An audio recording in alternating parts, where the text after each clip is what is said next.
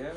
I'm hoping this will be a bit more fun and in kind of a celebration of the recent breakthroughs in quantum computing by Google, who have demonstrated what they call quantum supremacy, meaning that their quantum computer for very specialized tasks is now on par, we should say, with the most powerful supercomputer in the world.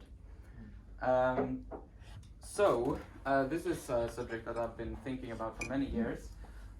What's so weird about quantum mechanics anyway? And this is a question that was kind of bugging me as an undergraduate student, because as I was learning it, there was not that much fishy about it at all. I mean, the way we learned it, it was all about wave functions collapsing into probabilities, and you get the answer and you get an A on the assignment. I mean, there is nothing mystical about it. But then I kept reading these quotes by these giants like Feynman, saying that if you think you understand quantum mechanics, then you don't. So, which made me start to read a bit more, delve into what exactly he was talking about. And so this is certainly a rabbit hole, and it's a tale of consciousness, forbidden questions, and many worlds. But first of all, I'd like to just rewind a little, 2,500 years to be exact, when people first started thinking about what is the world, where are we, what is this thing that surrounds us. So it starts off with this guy Parmenides, who is kind of the founder of the philosophy of ontology, which is the philosophy of existence. His most famous quote is "Ex nihilo nihil fit." Anybody knows Latin? I don't know. Yes. From nothing comes nothing. Right? He have spoken in Greek rather than in Latin? Yes, this is correct. And then the famous version is in Latin. You can probably imagine why.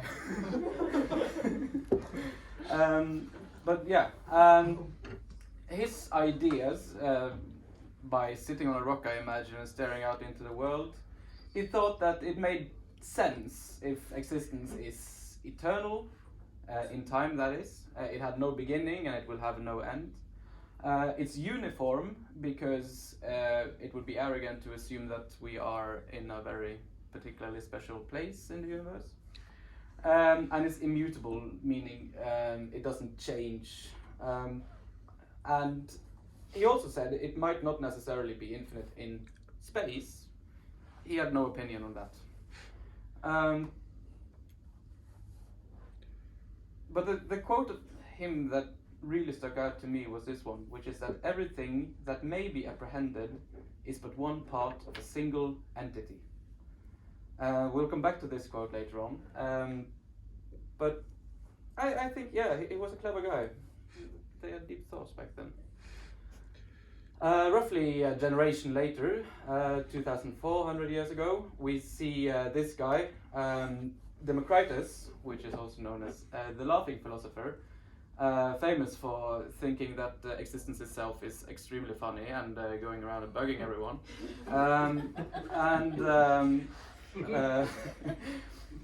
He came up with this quote, which is to me completely incredible.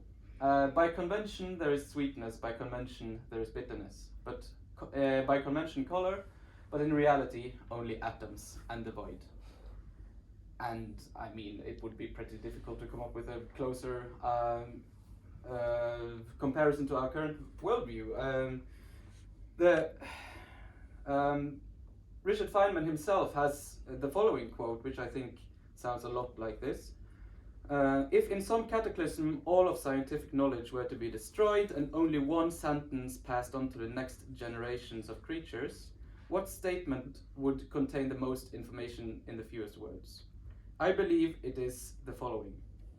All things are made of atoms, little particles that move around in perpetual motion, attracting each other when they are a little distance apart, but repelling upon being squeezed into one another. This is a very famous quote by Richard Feynman, and it's almost exactly the same as Democritus had 2,400 years earlier. It's a plagiarism. It might be. Well, now we know this thing about them attracting and repelling, etc. He didn't, but Still, so his idea was, I think he was looking at an orange, and if you cut it in two, where do the points where the knife hit go? Well, either they must go to the left or to the right, but that would imply that there is a smallest element, because otherwise the points in the middle would simply disappear. Therefore, there are atoms. It's a simple argument, but it turns out to be completely correct. However, it's the next sentence that really elevates him as a philosopher, I believe. Because in the very next sentence in his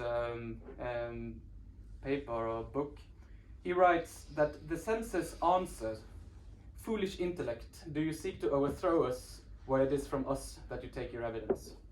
I mean, already here he is realizing that him being an observer and claiming that everything is atoms would imply that he is atoms, which would maybe imply that he is not a conscious observer at all.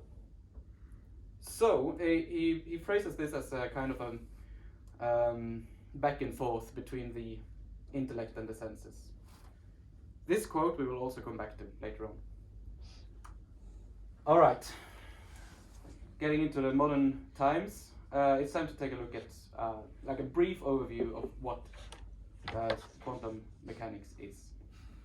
So we're starting with the famous thing that everybody's heard about, which is the Schrödinger's cat, and it's dead and or alive. What's the deal with that? All right. So in this apparatus here, he imagined, Schrödinger that is, imagined that this contained a small atom that will at some point emit a particle. And it's a quantum system, and therefore you have to describe it quantum mechanically. But it's in control of a macroscopic system, which will kill the cat. And there doesn't seem to be any real line between these two. Okay, in normal probabilities, it's easy. It's 1 over 2, 50% of the cat being alive, 50% of the cat being dead. But it's quantum mechanics, so we have to say that it has a probability amplitude of 1 over square root of 2 of being alive, and of 1 over square root of 2 of being dead. Then when you observe it, when you open a box, in following the rules, you'll have to square the amplitudes and you get back to the 50-50. And this is how you would write it in the quantum notation. But the obvious question arises, isn't this just a stranger formalism for exactly the same thing? I mean, you get back the same probabilities, you just wrote it more fancy. So what's the difference? Okay, let's take a look at how this all started. If you have two slits, there is an emitter over here, and there's a detector here. This is just concrete or whatever, but it has two holes in it.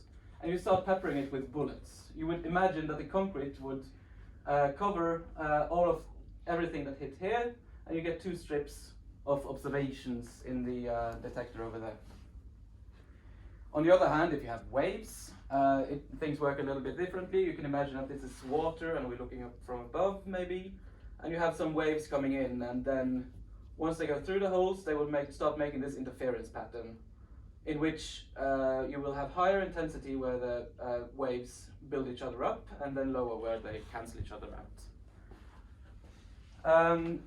By now it's mid-20s. Einstein has already founded the field of quantum physics by stating that photons are particles of light.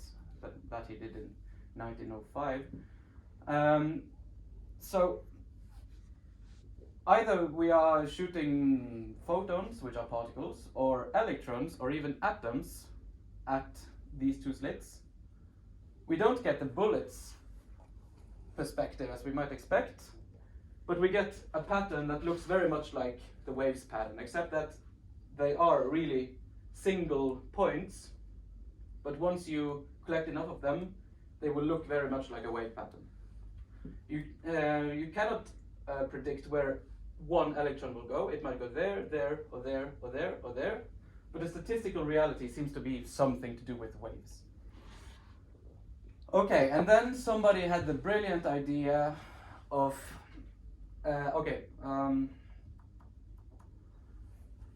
first of all, they said, okay, maybe these are interacting with each other somehow.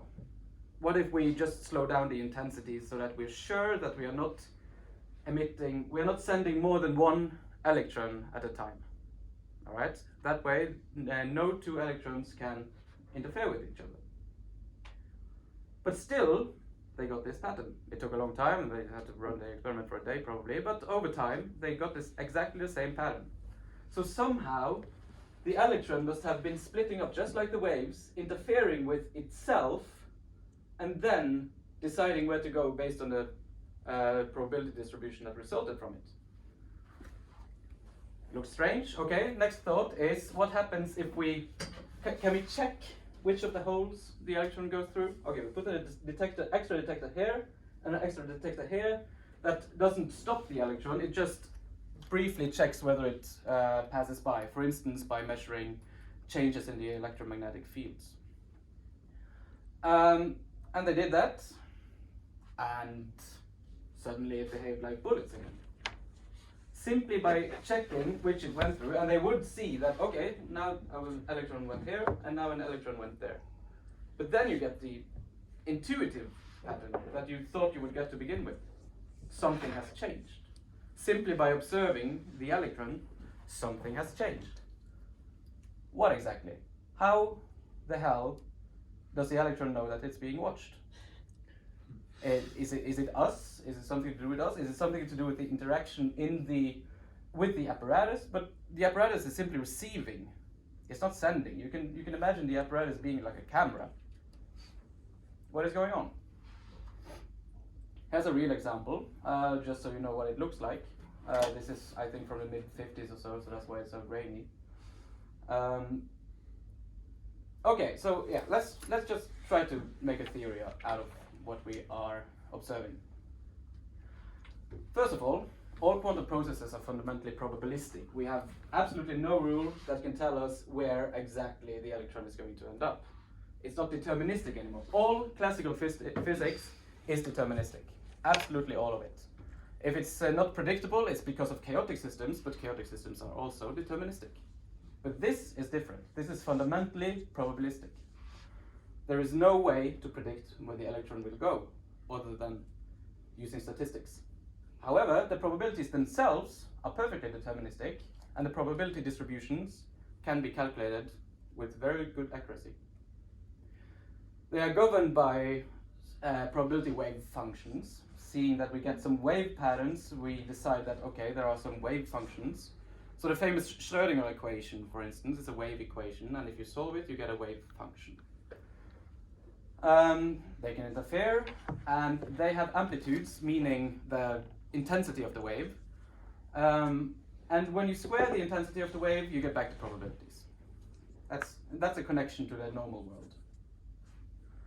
You have to account for all possibilities in order for the result to be correct. Every single direction the electron can go can interfere with each other and with the final result. And only after observing the system does it start behaving classically again, like bullets. All right. So, in order to adhere to the computer scientists here, we are looking now at a bit, right? You're given one bit, you're told it has equal chances of being 0 or 1. It can, for instance, model the cat being dead or alive. In classical probability theory, we would write this like this: the probability of 0 is a half, the probability of 1 is a half, and their sum has to be equal to 1. In quantum probability theory, it would look like this. You have a state here, which is usually called psi. I'm just introducing that now because I'm going to use it a lot in the coming slides. So we're usually calling this psi. These are the amplitudes of the wave, and these are the basis states, like orthonormal basis states. You could write this as linear algebra, then these would be orthonormal vectors with unit length, I believe. However, since we only need that the square of this becomes equal to this, we suddenly have more opportunities. We can have a minus sign here, for instance. This would lead to exactly the same phenomena. The cat is either alive or dead, exactly the same. Or in general, we could have any complex phase, meaning that these can be imaginary numbers as long as they don't, the length of them don't exceed 1, essentially. Once again, you get back the same probabilities by squaring them, and this summation rule over here simply says that if you square the entire state, and you can do this calculation kind of in your head, you should get back 1. If you do it, you get 0, 0, 0, 1, 1, 0, and 1, 1.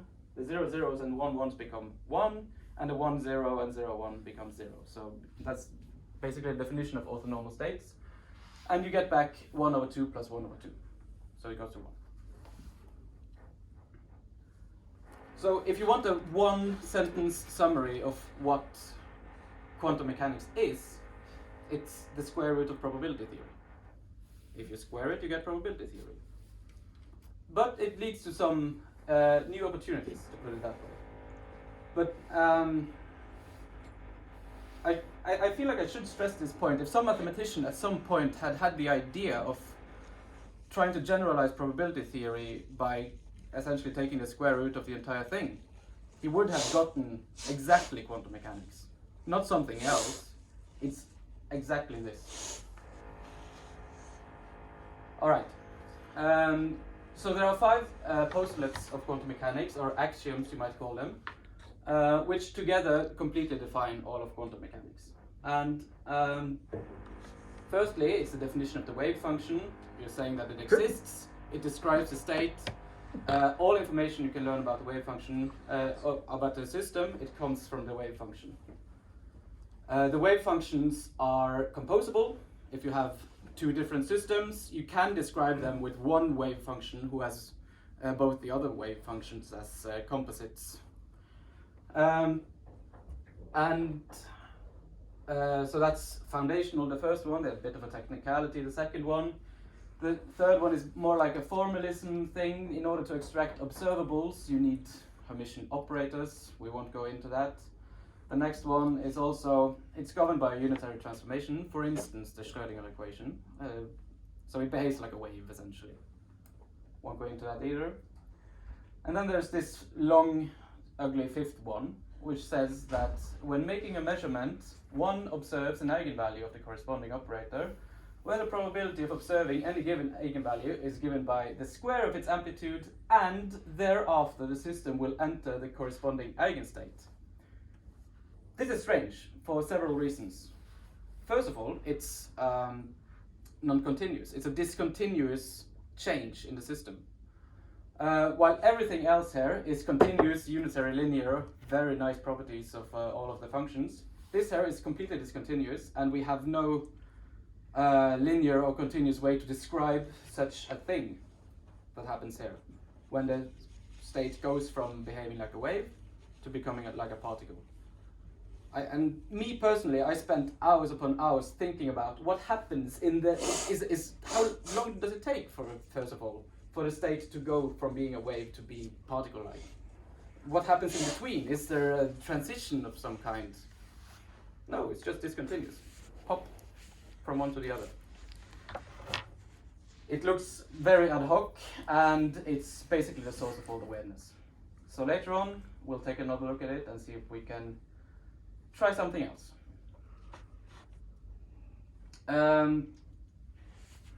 This is once again what I just said. There are 2 processes, 2 very different ways to change the state's wave function. First one being the discontinuous one, and the second one being the continuous, deterministic, very nice mathematical change that we all know and love. So it would look roughly like this. You have like a probability distribution that is, has wave-like behavior. Then you measure it, and thereafter we have just this small spike, because you have knowledge of where exactly this particle is. Well, this is a probability distribution of where in space it might be. But now you know where it is, so now it's a spike, so it's not a wave anymore. Still, it's very strange. Alright, how not to make a friend. Alice and Bob find themselves in space. Alice is within her totally isolated space lab, while Bob is floating around outside. Inside the lab, Alice performs a quantum experiment upon a system she calls S. The experiment has two possible outcomes, 0 or 1, and in fact she knows that it's in the following state that we have already seen. Very simple, the simplest superposition state there is. When observing the state, Alice naturally assumes that a probabilistic change has taken place. The process 1, it has gone from exhibiting wave-like behavior to becoming a particle, because now she knows exactly where the particle is. Is it 0 or is it 1? She notes down the result in a notebook, using pencils presumably, because she's Russian. And from Bob's perspective, however, Alice is made of quantum particles, so is the lab. He's isolated from it, and quantum systems are composable, so he decides that the entire thing should be viewed as one experiment. Alice plus measurement, operating apparatus plus the system itself. And he has not observed it, so it still, from his perspective, exhibits wave-like behavior, evolving according to process 2 and existing in the state. The notebook contains a 0 plus the notebook contains a 1. So, at this point, I would like to read the following paragraph from the PhD thesis of one Hugh Everett, written in 1957. We will learn more about him in a moment. At this point, Bob opens the door to the room and looks at a notebook.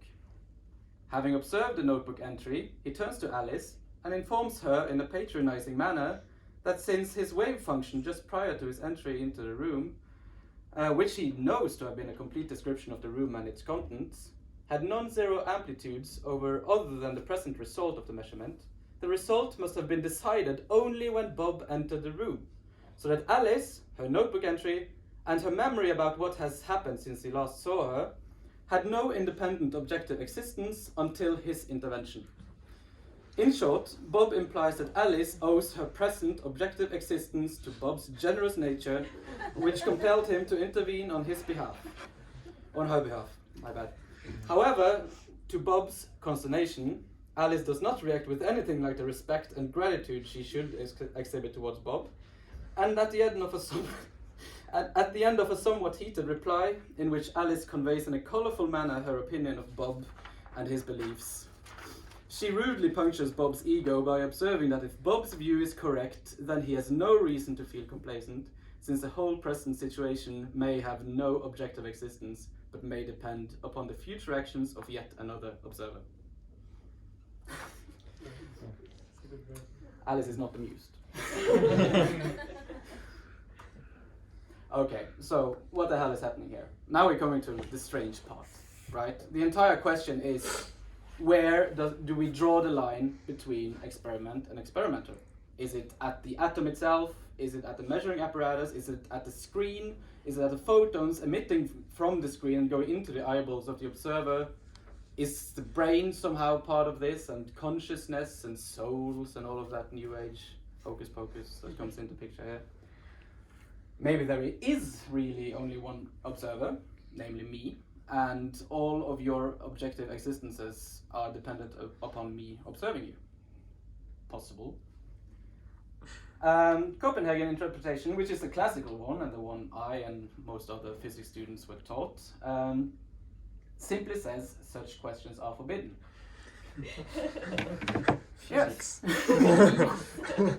I mean, religious. Yeah. To me, this is completely mind-blowing. This has been the status quo for over 50 years. Such questions are forbidden. And in fact, apparently, Niels Bohr, who was kind of the father of this interpretation, loved shutting down Albert Einstein whenever he asked such questions by saying that according to my theory, such questions are forbidden.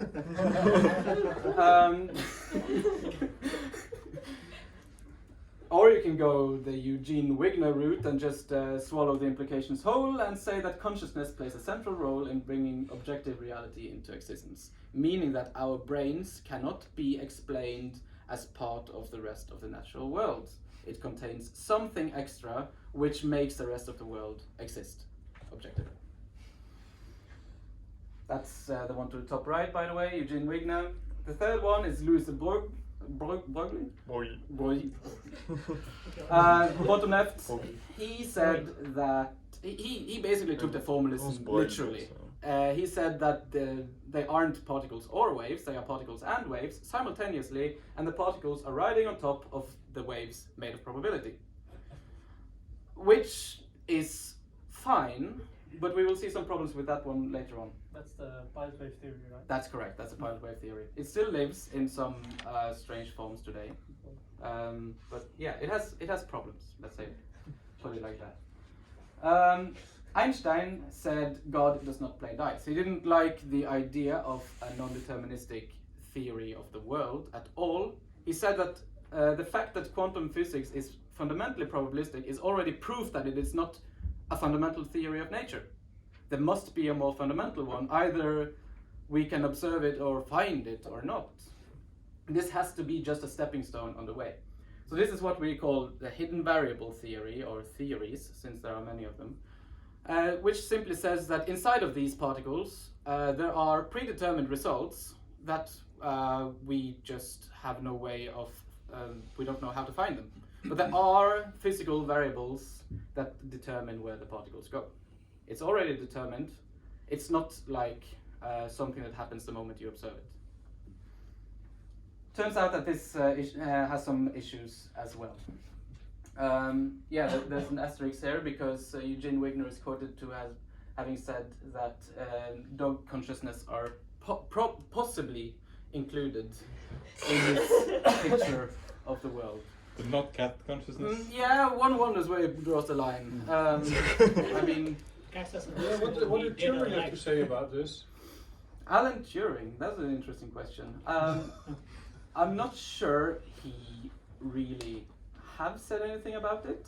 But he said something about consciousness and Turing certainly, and there are people today talking about the brain being a quantum computer and stuff like this, and whether or not one should take them seriously, I don't know.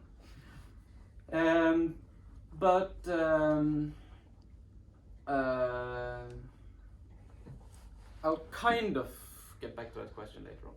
Kind of. Yeah, and by the way, these are not crack nuts, all of these are Nobel Prize winners. Really? Yeah.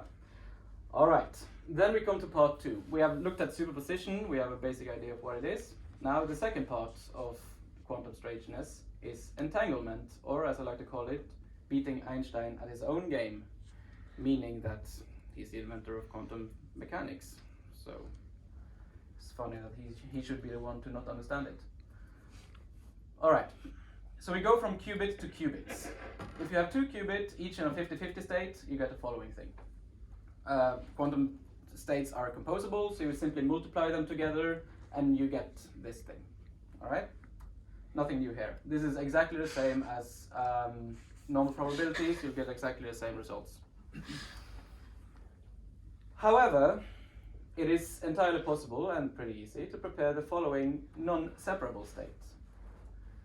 This one is a bit more strange because it would imply that if you observe one of the quantum, each of these numbers represent one particle, I should mention. This is qubit 1 and this is qubit 2, and this is also qubit 1 and qubit 2. And if you observe one of them to be 0, then you know that the other one is 0. If you observe one of them to be 1, you know that the other one is 1. This is what we call entanglement. And one of the things that frustrated Einstein the most is that this seems to hold no matter how far they are apart from each other. And the moment one of the wave function collapses, the other one will as well. Even if it's in Andromeda galaxy. I mean, the speed of light is not respected here at all. So, let's try to do double slit experiment over again with entangled particles this time. See if we get something different.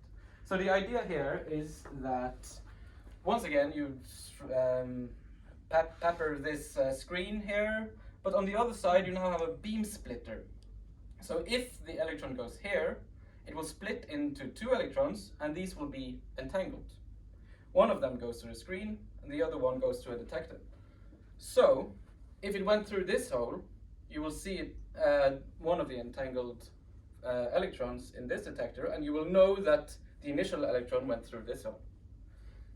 Similarly down here, if it went through this hole, one of them will go to the detector B, and this one will, you will know that it went through here, the other one will go to the screen.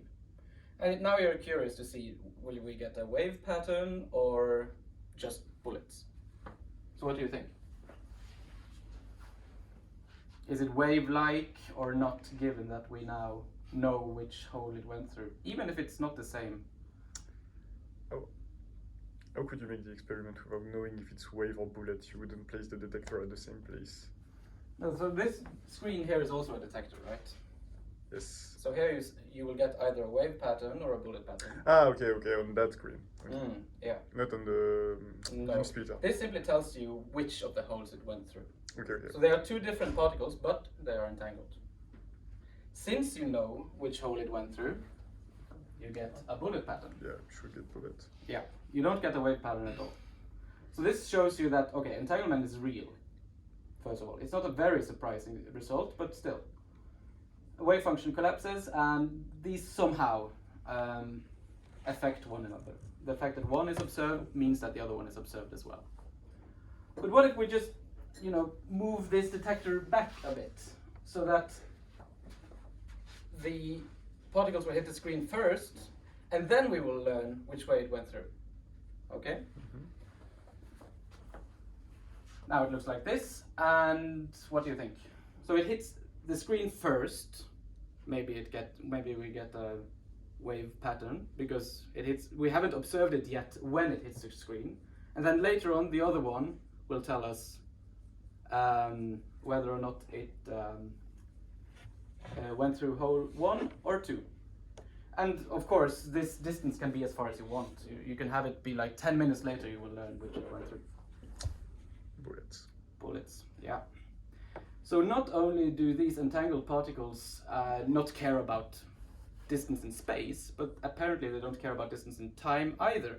Even if you don't observe them until later on, they already know somehow that you're going to observe them, and therefore behaves like bullets. This is called a delayed choice experiment, by the way. Yeah, wave function collapses. Strange as hell. Now, we're getting desperate here. I'm imagining a lab doing this. Yeah. All of these are real experiments. Yeah, that's why they eat so much money. Okay, so I'll quickly show the idea here. The idea is that when it goes down here, it can either go there, in which case you will know that it went through here, or it can go up to this scrambling part here, which erases all your information about what just happened, and go into one of these detectors instead, which will tell you nothing about the system. What is the result? Wave pattern, I guess. The result is that for the electrons that went into A or B, you get a bullet pattern, and the electrons that went into C or D, you get a wave pattern. If you can provably learn nothing about the system, it behaves like waves. To me, this is very strange. Yeah? Technical question. How can we get a wave pattern after we have this lens that focuses all the beams on one point? Because it's probabilistic. You have, so that's why this drawing is not so good, but you have to imagine these kind of waves here, which interfere and makes an interference pattern. Wave if it's long collapsed wave function. Yeah. But great question.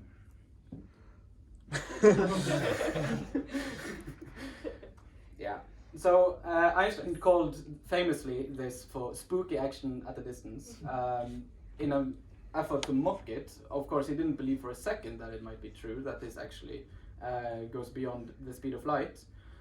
He didn't really think the universe behaved in a spooky way. This was his way of mocking the theory, saying that if this were true, that would be spooky action at a distance, therefore it can't be true. Turns out it is. Also, it's solved by his hidden variables theory, which says that all of this is predetermined anyway, so whatever happens, it can't be affected beyond the speed of light, where particles can't affect each other anymore. which, as I previously said, also solved his other discomfort with the theory. And the fundamental thing, he's a man of relativity. Nothing can go beyond the speed of light because apparently that would invalidate his entire life's work, which has already been confirmed at remarkable accuracies. And this is Boole, presumably amused by Einstein's confusion. The rivalry is well documented, to put it mildly. All right. So now we come to John Bell, who wanted to settle this question, and he came up with an inequality that essentially says that a certain measured value must be less than this if local variable theories can exist. If it's beyond this measured value, the local variable theories cannot exist, and these effects really have to be determined then and there as you're measuring them. So it's pretty incredible that it's even possible to come up with such a theorem. But we will try to explain it with a game which turns out to be equivalent. Once again, Alice and Bob are together. They are playing a game in which they each get a card. The card is either red or blue, and the rules are simple. At the end of the game, each of them should raise either one finger or two fingers. Then the referee looks at them, and if both cards are red and they raise a different number of fingers, they win. If at least one card is blue, meaning not both cards are red, and there is the same number of fingers, they win. Otherwise, they lose. And once the game has started, they are not allowed to communicate with each other, obviously. And the maximum winning theory, classically, turns out to be 75%, which you can reach by simply agreeing to always raise one finger, because 75% of the case, you will be here. However, and Einstein puts his money exactly there. So this is how to beat him. You share an entangled particle pair beforehand, and this is an illustration I stole from an article. We won't go into the details, but roughly you can make measurements upon the entangled particles such that the probability of winning goes up to 85.4%, which is provably beyond what you can get with classical particles. So it's all about measuring basis states, and then you do this and then you do that. But roughly, it's because you have to square this cosine down here that you get this 85.4%. If you didn't square it, it would just be like normal 75, I think. Yeah. Einstein goes broke and you get rich. Okay, so is the theory of relativity invalidated? No, it is not. Something may be going on at a distance, but no exchange of information. And you should be happy to know that information turns out to be the fundamental quantity in the universe. And the universal light speed limit is thus still restricted. Something is happening beyond the speed of light. It's difficult to know fundamentally what it is, but something. But you can't use it for anything. You can't make entanglement phones, for instance, that can phone you over to Andromeda for a quick chat. Yeah, so it still stands. Now we get back to Hugh Everett. Okay, perfect. We get back to Hugh Everett, the guy who wrote this PhD thesis in 1957. There he is. His PhD thesis consists of a novel interpretation of quantum mechanics. He was supervised by John Wheeler, which is one of the leading physicists at the time. But after submitting the thesis and having to deal with the reviewers who actually had him change large parts of it in order for it to become less controversial, he got severe scorn, as I already wrote here. He became completely discouraged, and he quit the field. So his PhD thesis is the only thing we have from him. The theory remained relatively unknown for many years until I think it was roughly a decade later. This Bryce DeWitt fellow essentially single-handedly popularized it again with a series of articles. And let me see here. This is roughly the idea of his thesis. These are the 5 postulates, once again. Exactly, I just copy-paste from previously. Then he just says, we don't need this. We can do with all the mathematical formalism, but do we really need this rule that the probability is the square of its amplitude and it becomes eigenstate and all of this? What happens if we just remove it and we say these are the postulates? Well, he now found a way for the 5th one to be derived from the previous ones. This is pretty impressive, and this is like a perfect example of using Occam's razor. So for those of you who don't know, Occam's razor is the idea that when several competing theories explain the same data, you should choose the one with the fewest assumptions. He has just gone down from 5 to 4, literally slicing away the 5th one. Okay, so what happens in our friend's picture now? Well, now nothing ever collapses. It's all wave functions. But when she made her measurement with the system, she got entangled with it, just like the 2 qubits from earlier. They got entangled together. Then Alice and her notebook got entangled with the measurement apparatus. Then, whenever Bob chooses to open the door, he gets entangled with Alice, her notebook, the measurement apparatus, and the experiment.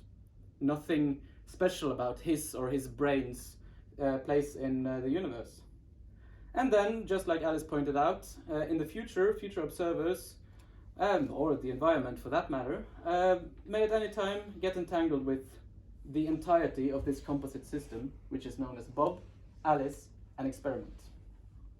Now, how does it feel like to get entangled with something? Everett says it feels exactly like it should. It looks as if the wave function has collapsed. This is what's happening.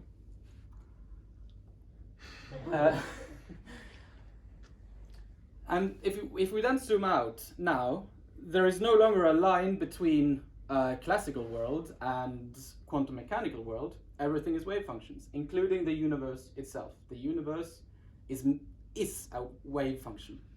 It's huge, it contains many parts, it never collapses. I sincerely believe that this is what the universe is on a fundamental level. It just so happens that each of us exists only in small parts of this universe, namely the parts with which we are entangled.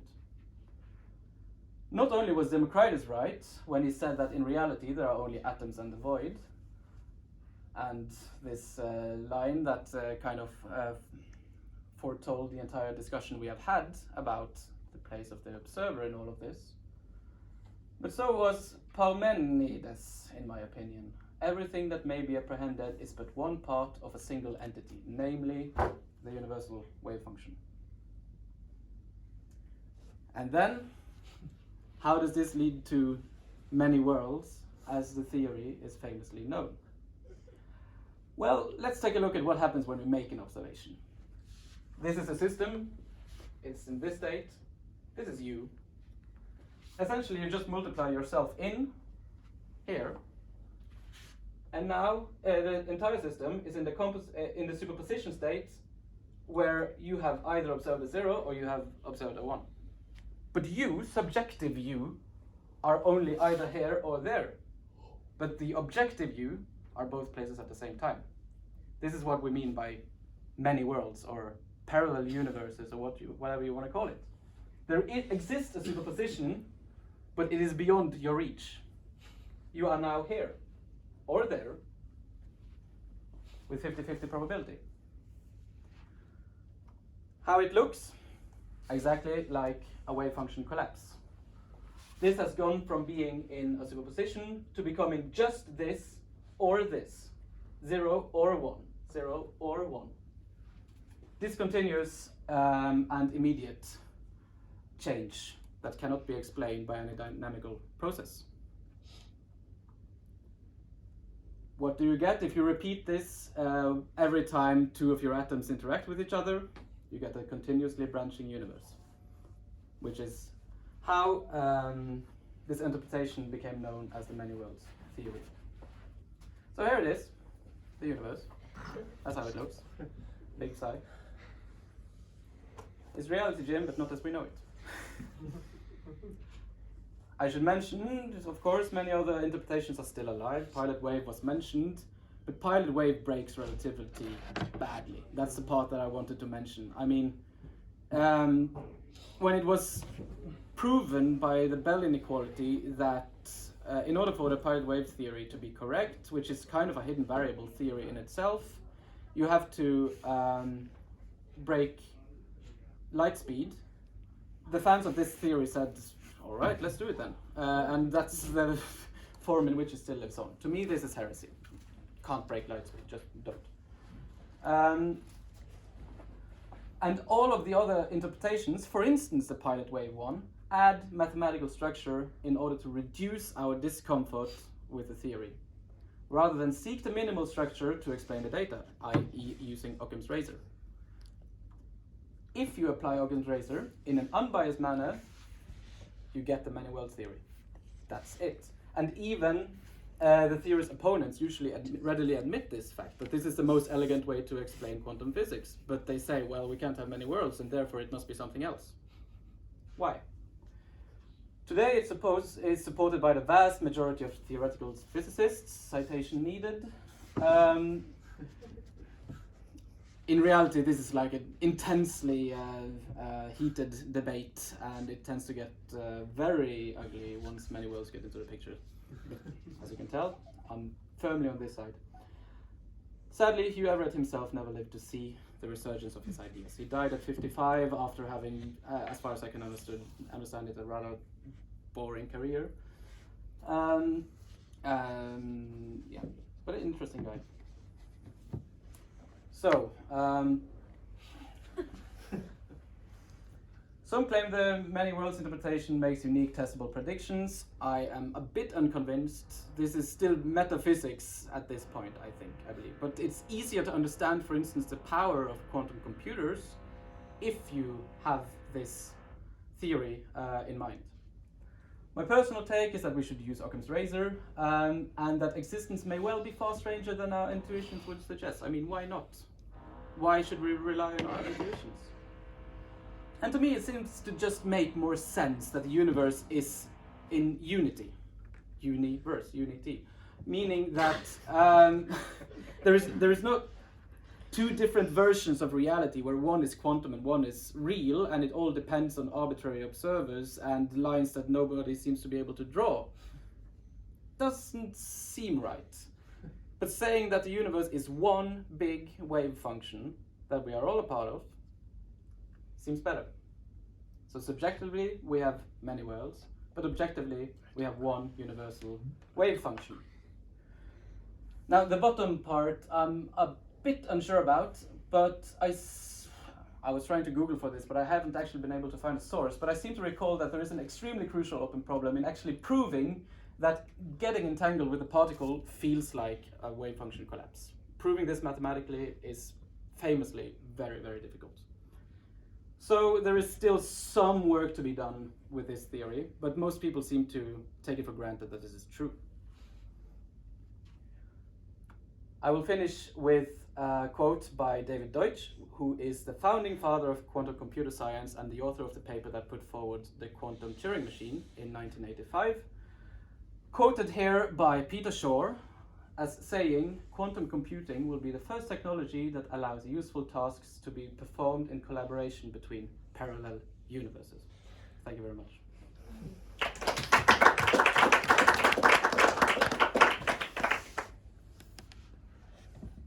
All right, questions and comments? Convinced? So, if quantum computing is a square root of ordinary probability theory, what happens when you take other roots? What is the third root? Yeah, that's a good question, actually. I think that's when you get into quaternions and stuff like this, which have, loads of issues. But that's a good question. Maybe you should try it. No, well, I mean, I'm assuming that people have tried it then, because I mean, a unless you only came up with the square root observation yourself. I seem to recall actually that in one of my books, this question is asked in the very first chapter. The Scott Harrison book. I don't know if you read this, but I seem to recall him asking this very question: what's special about the square root? Why it shouldn't have been the third or fourth or 590th root? Yeah, or is it like adding that the complex numbers? I mean, doesn't really make a difference what root you end up. You add, you always end up with the same thing. Yeah. I think the answer is we don't know why it's the square root, but it's, you could argue that it's the simplest generalization of probability theory, of course, which is nice, but it's not an argument in itself, so I don't know. No, but I mean, once you add the square root, so suppose you add a third root to quantum, or you try to do another square root of quantum, would that actually change it, or would it just be the same thing with?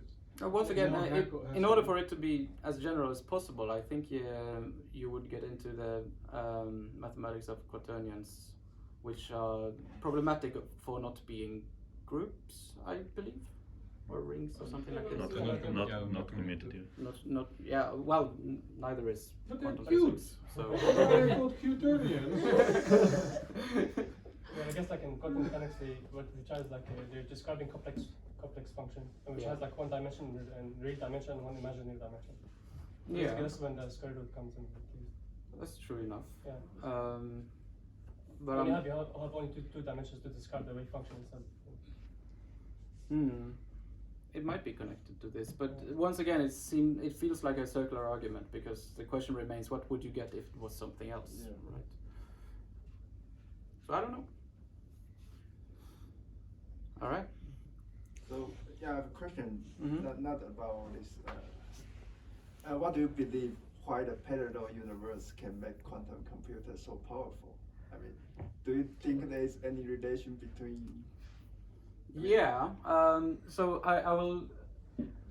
It's not because it's so powerful, because we have so many words work Yes, together. it is. Yeah, because I will paraphrase the 1985 quantum Turing machine paper that I recently read, where David Deutsch is very straightforward about this. He simply says that when you boot up your quantum computer, you put one of the possible solutions into each of the universes, and then each universe computes the answer, and then you measure it, and you randomly choose one of the universes and look at the answer there.